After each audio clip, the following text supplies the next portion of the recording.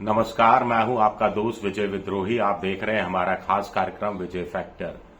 तो दोस्तों, ईरान के विदेश मंत्री Abbas Araghchi Islamabad, Muscat, Islamabad, Moscow, Islamabad के चक्कर पर चक्कर काट रहे हैं और राष्ट्रपति ट्रंप को पूरी तरह से चक्कर घिन्नी बनाकर रख दिया है।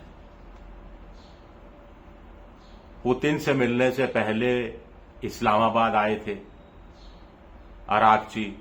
पुतिन से मिलने के बाद एक बार फिर आ गए हैं इस्लामाबाद अरागची और मैसेज ये दे रहे हैं कि ट्रंप ने जो शांति वार्ता का प्रपोजल रखा है, जो आग्रह किया है, उस पर हम विचार कर रहे हैं। पुतिन से मिलने से पहले क्या कहा था ईरान ने कि हमने 3 नई शर्तें रखी हैं ट्रंप के सामने। अगर ट्रंप इस पर तैयार हो तो बातचीत होगी, नहीं तो कोई बातचीत नहीं होगी। और 3 शर्तें थी कि ट्रंप नौसेना की नाकेबंदी खत्म कर दे किश्तों में, और किश्तों में ईरान हरमुज की खाड़ी को खोलना शुरू कर देगा। तो 2 शर्तें आपस में जुड़ी हुई हो गई। तीसरा, ईरान ने कहा यूरेनियम एनरिचमेंट का जहां तक सवाल है, इस पर हम बात करेंगे, लेकिन आगे बातचीत करेंगे, नेगोशिएशन बाद में होगा, अभी नहीं होगा। अभी तो युद्ध विराम नहीं चाहिए, हमें सीज फायर नहीं चाहिए, युद्ध का पूरी तरह से खात्मा चाहिए। डोनाल्ड ट्रंप गारंटी दें कि ईरान पर फिर कभी वो हमला नहीं करेगा अमेरिका। हम भी युद्ध खत्म करने के लिए तैयार हैं और बातचीत करने के लिए तैयार हैं। अब डोनाल्ड ट्रंप युद्ध से निकलना चाहते हैं, जल्द से जल्द बातचीत भी करना चाहते हैं, लेकिन अपने पास कुछ रखना भी चाहते हैं। हरमुज की खाड़ी खुल जाए, इससे बड़ी हेडलाइन ट्रंप के लिए कुछ साबित नहीं हो सकती, लेकिन बदले में उन्हें नौसेना की नाकेबंदी भी खोलनी पड़ेगी, जिसको वो एक बहुत बड़े डेटरेंट के रूप में इस्तेमाल कर रहे हैं। फिर हरमुज की खाड़ी ईरान सबके लिए खोल देगा, लेकिन जहाज जो हैं वो आईआरजीसी के संरक्षण में ही निकलेंगे। $20 लाख का पेमेंट देना ही पड़ेगा। अभी जब अब्बास अरागची ओमान में थे, मस्कट में थे, तो ओमान के साथ यही डिस्कशन हो रहा था कि किस देश के जहाज को मुफ्त में जाने दिया जाएगा, किस देश के जहाज से कितना पैसा लिया जाएगा, किस देश के जहाज से डॉलर लिया जाएगा या रियाल लिया जाएगा या युआन लिया जाएगा। इन तमाम चीजों पर वो डिस्कशन कर रहे थे। और फिर जब वो पुतिन से मिले और पुतिन ने कहा कि हम ईरान के साथ हैं और युद्ध खत्म किया जाना चाहिए, तो जो नई शर्तें भेजी जा रही हैं ट्रंप को इस्लामाबाद के वाया इस्लामाबाद, वो ऐसी शर्तें हैं जिस पर पुतिन की सहमति है। पुतिन की सहमति का मतलब शी जिनपिंग की भी सहमति है। खैर, एक चक्कर तो ये है। दूसरा मामला खुद बड़ा इंटरेस्टिंग हो गया है ट्रंप के लिए, वो है 1 मई की डेडलाइन का।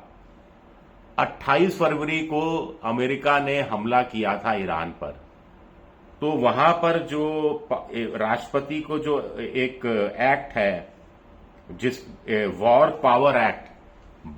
पावर एक्ट में कोई भी अमेरिका का राष्ट्रपति बिना कांग्रेस की मंजूरी के ज्यादा से ज्यादा 60 दिन किसी दूसरे देश के साथ सेना के उलझाव में उलझ सकता है। यानी युद्ध की घोषणा किए बगैर कोई राष्ट्रपति की सेना को 60 दिन तक दूसरे देश में उलझाकर रख सकता है। 60 दिन पूरे हो रहे हैं 1 मई को। ऐसे में स्वाभाविक है कि ईरान को भी पता है 1 मई की डेडलाइन, तो वो प्रेशराइज कर रहा है ट्रंप से कि डेडलाइन पार हो, उससे पहले आप समझौता कर के लिए तैयार हो जाइए। इसीलिए अरागची इस्लामाबाद पहुंच चुके हैं। और आज जब मैं बात कर रहा हूं तो आज 28 अप्रैल है। 29 अप्रैल, 30 अप्रैल और 1 मई, 3 दिन बाकी हैं डोनाल्ड ट्रंप को। अगले 3 दिन में फैसला लेना है कि उनको वॉर पावर एक्ट का उल्लंघन करके सियासी मोर्चे पर, आर्थिक मोर्चे पर, चुनावी मोर्चे पर नई लड़ाई लड़नी है अमेरिका के अंदर, या एक समझौता, एक डील की तरफ बढ़ना है और इसीलिए आरागची क्या इस्लामाबाद पहुंचे हैं? क्या इसीलिए मानकर चला जाए कि अगले 48 घंटे में अमेरिका और ईरान के बीच में नए सिरे से बातचीत शुरू हो जाएगी? ट्रंप तो इतने उतावले हैं, कह रहे हैं कि इस्लामाबाद जाने की जरूरत क्या है, फोन आपके पास भी है, फोन मेरे पास भी है, फोन उठाइए, फोन पर बात कर लेते हैं। यानी ट्रंप इतने उतावले हैं कि वो इस्लामाबाद को बातचीत के घेरे से निकालने के लिए भी तैयार है। अब आप कहेंगे कि ये 1 मई की डेडलाइन में और क्या चीजें हैं? देखिए, या तो वार्ता के लिए तैयार हो जाए 1 मई तक ट्रंप, अगर ऐसा नहीं तो फिर उनको 2 मई को कांग्रेस से मंजूरी लेनी पड़ेगी। Authorisation for the use of military force, जिसे AUMF कहा जाता है, कांग्रेस से मंजूरी मिल जाएगी, साधारण बहुमत चाहिए। लेकिन जब कांग्रेस से मंजूरी मिल जाएगी तो फिर ट्रंप को सिद्ध करना पड़ेगा और ईरान पर वास्तव में विजय हासिल करनी पड़ेगी। ये समझौते और डील के चक्कर में हेडलाइन मैनेजमेंट से काम नहीं चलेगा। ऐसे में युद्ध 4 से 6 महीने लंबा चलेगा, दुनिया भर के देश में त्राही त्राही मच जाएगी।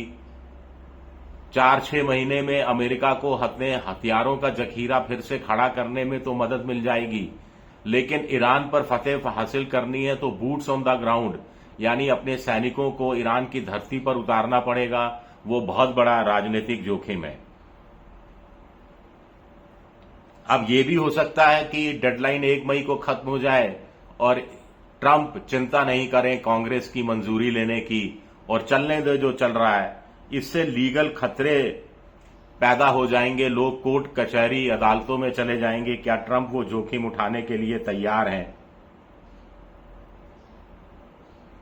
ये भी अपने आप में बड़ा सवाल उठता है, क्योंकि मिड टर्म जो है चुनाव, ये भी ट्रंप को झेलने हैं।